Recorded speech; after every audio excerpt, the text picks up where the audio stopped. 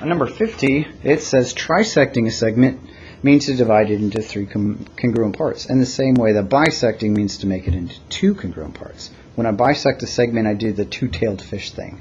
So we're going to apply that concept, that kind of concept, on HP in order to trisect it. And in order to do that, we're going to use medians.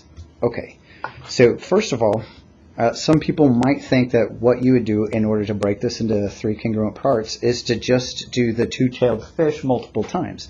But think about this for just a second. If I have myself a segment and I do the two-tailed fish in order to find the midpoint of that, I've just broken it up in halves.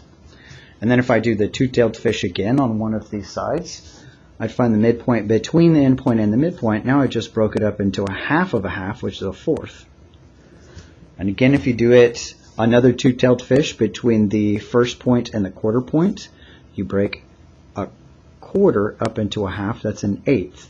And so you can see that all you're doing, you're taking powers of the 1/2, and you're never going to get a third. So you have to use a completely different method.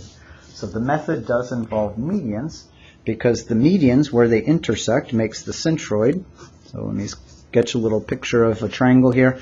Say if I find a median goes from a vertex to a midpoint, and then another vertex to its opposite midpoint. Then this point, the centroid that's right there, which I'll call, I think in class we usually refer to it as a G because it's also the balancing point. It breaks up any given median into a 1-to-2 ratio or 2-to-1 ratio, where the centroid is 1/3 the distance from the midpoint of that side, or 2/3 the distance from the vertex. So what we have to do is take this segment length HP and force it into being a median of some sort of triangle. I don't have a triangle here, I just make it so that HP is one of the medians of that triangle. So the first step is copy HP onto some other piece of paper, because there's just not enough room there. Hey. So, I'm making a video, so you can hold on. So I'm going to put H on one of these sides. That doesn't look too much like an H. And use my compass with the right compass setting in order to find where P is. There we go. Transfer that here to my new segment. And there's point P. So we're going to make HP a median of a triangle. Let me get back to my little sketch that's over here. So let's say that this is point H, and this one over here is point P. So I just need to force point P into being a midpoint of some other side of a triangle. And it doesn't matter how you draw this other side of the triangle as long as point P is the midpoint of it. So just draw yourself any segment at all through point P, like that. And in order to make point P the midpoint, we're just going to find 2 points that are the same distance away, and I can do that with just my compass. Pick any old compass setting that you want to. Put the point of your compass at point P.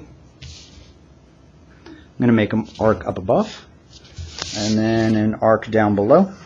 Now both of these things are equidistant to point P, which forces it into being a midpoint. So just for convenience, just in case I have to refer to this, I'll call this one an A, and maybe this one here an R. And I'm going to connect these 2 points, A and R, back to point H, and that's going to make my triangle.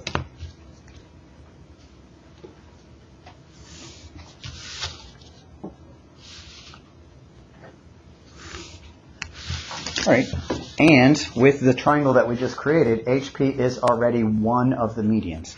I just need to find one more median to see where the two medians intersect to find the centroid. And when I do, I will break this segment up into thirds. It says to make 3 congruent parts. It doesn't say which part of this has to be, say, just 1/3. So I just want 1/3, 1/3, 1/3. Okay, so I just pick one of these two sides. This one looks like it's longer. I might use this HR that's up at the top. And now I'm going to bisect this segment to find its midpoint, and I'm going to connect that midpoint to point A down here. To find the midpoint of that side HR, I use the two-tailed fish. Make sure your compass is bigger than half. Make half a circle around H. Use the same compass setting around R. There's our two-tailed fish. I'm going to connect these 2 points of intersection.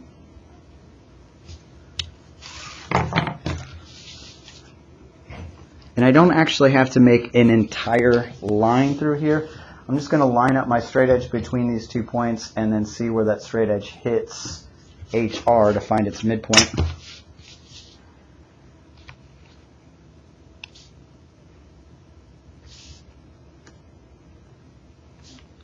So the midpoint should be right here. Now if I connect this point, what do you want to call this? How about a Y?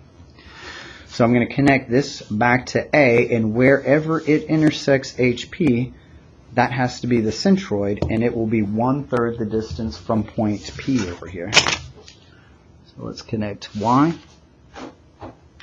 back to A. Here's our centroid. I'll call that maybe G. Now, this distance here is 1/3 the length of the whole entire segment. So if I set my compass to this segment size, I can just use the same segment size over here to break it up into thirds. Or alternatively, I could do the two-tailed fish on HG in order to find the midpoint. However, that's more work than is necessary. Find the distance from H to P to G. And then copy it again. Now, if we did this work correctly, whatever this distance is that's right here, it should be exactly the same from here to point P. And you can see that I was roughly off a little bit and I didn't quite reach it. And what I'm going to do is I'm going to blame the fact that I have a rather blunt tip on my compass. Okay. But the idea is sound, that in order to find the point at which it's going to break this up into perfect thirds is to force our point G into being a centroid by making this thing a median and making another median of that triangle.